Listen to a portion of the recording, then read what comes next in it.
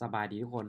สำหรับคลิปนี้มาอยู่กับตุ้ยเนาะตุ้ยจะมาแนะนำสำหรับมือใหม่ที่ต้องการจะเทรด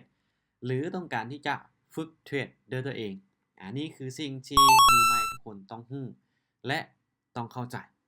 เดี๋ยวมาเบิ่งนำกันนะว่าทุกคนที่เป็นมือใหม่ต้องรู้และต้องเข้าใจอีกอย่างแน่เดี๋ยวมาเบิ่งนำกัน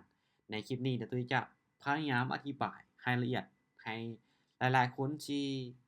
เป็นมือใหม่หรืออยากลองเข้ามาเทรดเนี่ย อยากเริ่มต้นเทรดด้วยตัวเองให้ทุกคนนั้นเบิ่งคลิปนี้เลยอันดับแรกเนาะหลังจากที่ทุกคนสมัครเข้ามาแล้วเนาะมันจะมีบัญชีทดลองให้ทุกคนนั้นได้ฝึกเทรดอยู่ 1,000 สำหรับ 1,000 นี่เนาะเวลาที่เราเทรดเสียแล้วเราสามารถที่จะรีเฟรชกลับคืนมาใหม่ได้โดยการที่เรากดบอลตัวสามเหลี่ยมน้อยๆนี่ปึ๊บแล้วมันจะมีปุ่มรีเฟรชบอลนี่เนาะปึ๊บให้เราสามารถที่จะฝึกและในการออกออเดอร์ของเขาได้และบัดนี้ในเรื่องของแท่งเทียนหลายๆคนเนาะที่บ่เข้าใจแล้วกดออเดอร์ไปแล้วเอ้าแท่งเทียนมันเขากดซื้อแท่งเทียนมันเป็นซื้อเป็นหยังคือบ่ได้เงินเขากดขายแท่งเทียนมันเป็นแดงหรือแท่งเทียนมันออกขายเป็นหยังเขาคือบ่ได้เงินเดี๋ยวมาเบิ่งเนาะคือในการวิเคราะห์ในการออกออเดอร์เนี่ยให้ทุกคนสังเกตเบิ่งบอลเวลาตัวนี้ดีๆใน1แท่งเทียนมันจะมีเวลาอยู่30วิเนาะ30วิ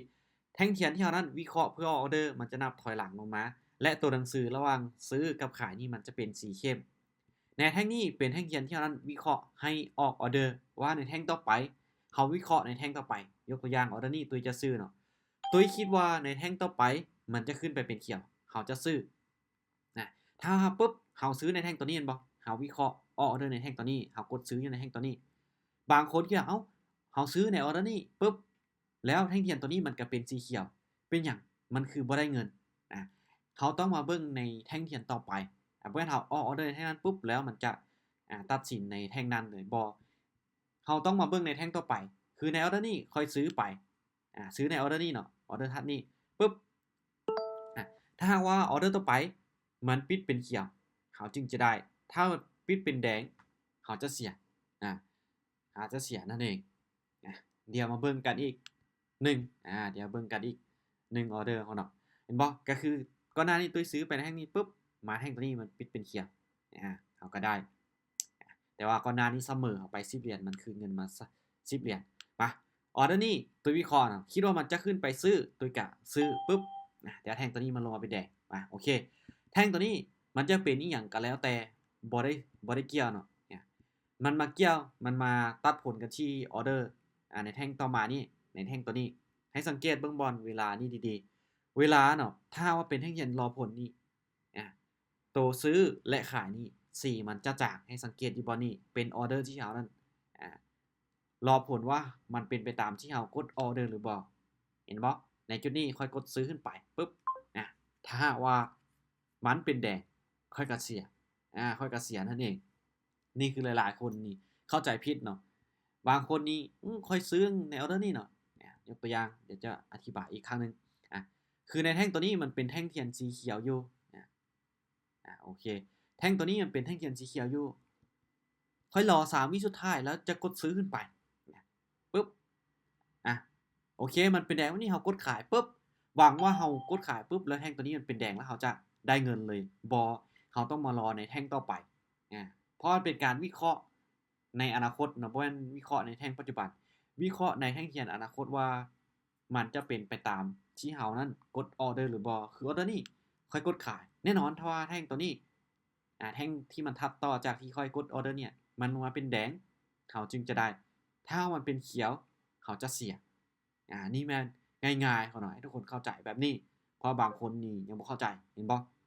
ปึ๊บออร์เดอร์นี้ตุ้ยกดขายลงมาแท่งเทียนที่เนี่ยมันเป็นสีแดงก็จริงแต่มันบ่ได้วัดผลกันที่ออร์เดอร์นี้มันวัดผลกันที่มาในออร์เดอร์ต่อไปหวังว่าทุกคนจะเข้าใจเนาะและบัดนี้ตุ้ยจะมาให้ทุกคนเบิ่งเนาะผลตอบแทนหรือว่ากำไรที่มันให้ต่อ1ออร์เดอร์ต่อ1ออร์เดอร์เนาะที่มันให้กำไรก็คือกำไรอยู่ที่ 95% อันนี้คือมันกำหนดและมันฟิกมาชัดเจนว่ากำไร 95% ต่อ1ออร์เดอร์ที่เรานั้นออกออร์เดอร์ไปยกตัวอย่างเขาออกไป10เหรียญเวลาที่ได้มาจะได้ 19.5 เหรียญ รวมทั้งต้นทุนและก็กำไรกำไรก็คือได้ที่ 9.5 กำไร 95% ถ้าออกไป10เหรียญนี่คือกำไรที่มันให้มาและถ้าเราเสียก็คือเขาเสียร้อยเลยมาเบิ่งเนาะเห็นบ่ไป10เหรียญปุ๊บเขาเสียเขาก็เสียร้อยเสียจำนวนเงินที่เรากดออกออเดอร์ไปซื่อๆเนาะกดออเดอร์ไปเท่าไหร่มันก็เสียเท่านั้นและในจุดนี้จะเป็นบอนปรับเงินเขาจะไปเท่าไหร่ขั้นต่ำก็คือ$1ที่เราสามารถไปได้และสูงสุดก็คือ$999,900อันนี้คือจำนวนที่เราสามารถไปได้ถ้าว่าเราอยากจะปรับแบบจุดให้มันมีจุดเมียนั่นแน่เราก็สามารถที่จะปรับได้เนาะจุด77หลังจุดของมันสามารถไปได้2โตทุกคนก็สามารถจะปรับเงินเดินเงินได้ตามใจมาเบิ่งบอลนี่บอลที่จะรีเฟรชเงินคืนยกตัวอย่างสมมุติว่าเงินเราเสียเบิดเนาะเสียเบิดเราสามารถจะรีเฟรชขึ้นมาได้เดี๋ยวตัวจะรีเฟรชเนาะเงินจำนวน980เนี่ยมันจะกลับมาที่ 1,000 USDT ปึ๊บเห็นบ่เวลาที่เราเทรดเงินเดโมเสียมันก็รีเฟรชขึ้นมาใหม่ได้และอีกตัวนึงของเนาะในกราฟของในแพลตฟอร์มของ BX Trade นี่ก็คือมันจะมีเหรียญหรือว่ามีกราฟให้เราเลือกเทรดอยู่9ของเนาะตัวที่1จะเป็น BTC หรือว่า Bitcoin ทับ USDT ตัวที่2จะเป็น ETH หรือว่า Ethereum ทับ USDT และตัวที่2ก็คือ BNB ทับ USDT หรือว่าเป็นเหรียญของ Binance ตัวที่5ก็คือ SOL ทับ USDT นี่ก็คือจะเป็นเหรียญ Solana ตัวที่6ก็คือ Sui Sui ทับ USDT และตัวที่5ตัวที่7 XRP แม่นบ่คนเนาะลงแล้ว1 2 3 4 5ตัวที่5เนาะตัวที่5ตัวที่6ก็คือจะเป็น XRP ทับ USDT ตัวที่7ก็คือ Dogecoin ทับ USDT ตัวที่8ก็คือ XRP ทับ USDT และตัวที่9ก็คือทองคำหรือว่า GOLD ทับ USDT ทุกคนจะเห็นว่าทุกเหรียญทุกสกุลเงินทุกทรัพย์สินเนี่ยทับ USDT เพราะอย่างเพราะว่าทุกทรัพย์สินในนี่นะก็คือใช้สกุลเงิน USDT ใช้สกุลเงินดิจิตอล USDT ในการเทรดในการเก็งกำไรจึงว่าลงท้ายแล้วก็ทับด้วย USDT นะโอเคก็เนาะนี่จะเป็นความรู้ที่สิ่งที่มือใหม่ทุกคนจะต้องรู้และต้องเข้าใจสำคัญคือการออกออเดอร์ของเขานี่แหละเขาต้องรู้และต้องเข้าใจบางคนเนาะยกตัวอย่างคือแท่งตัวนี้ปุ๊บมันปิดเป็นเขียวเขาซื้อหวังว่าเวลามันเบิดปุ๊บ3 2 1แท่งตัวนี้ปิดเป็นเขียวอยู่เป็นอย่างเงินเขาคือบ่ได้สินะคือฉะนั้นเนาะทุกคนกดออเดอร์ในแท่งตัวนี้วิเคราะห์ในแท่งตัวนี้ปุ๊บทุกคนต้องมารอในแท่งต่อไปวัดผลในแท่งต่อไปว่าเขาจะได้หรือเขาจะเสียมาเบิ่งที่การออกออเดอร์ของเขาถ้าเขาซื้อขึ้นไปแท่งต่อไปมันเป็นเขียวเขาจะได้แต่ถ้าเขาซื้อแท่งต่อไปหรือแท่งถัดต่อจากเขากดออเดอร์เนี่ยมันเป็นแดงเขาจะเสีย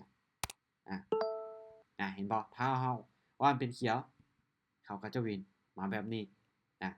โอเคเขาเนาะนี่จะเป็นสิ่งที่ทุกคนต้องรู้และต้องเข้าใจ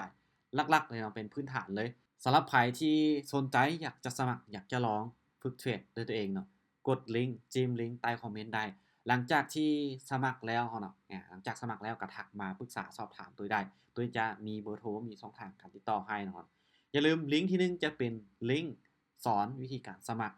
ลิงก์ที่2จะเป็นลิงก์ในการสมัครทุกคนเบิ่งตามคลิปเลยแล้วกันเวลาที่จะสมัครจิ้มลิงก์ตัวที่2หลังจากสมัครแล้วก็ทักมาแนะนำขอคำแนะนำทักมาขอคำปรึกษาจากตัวได้แบบฟรีๆตัวจะแนะนำตัวจะสอนให้ทุกคนสามารถที่จะเทรดเป็น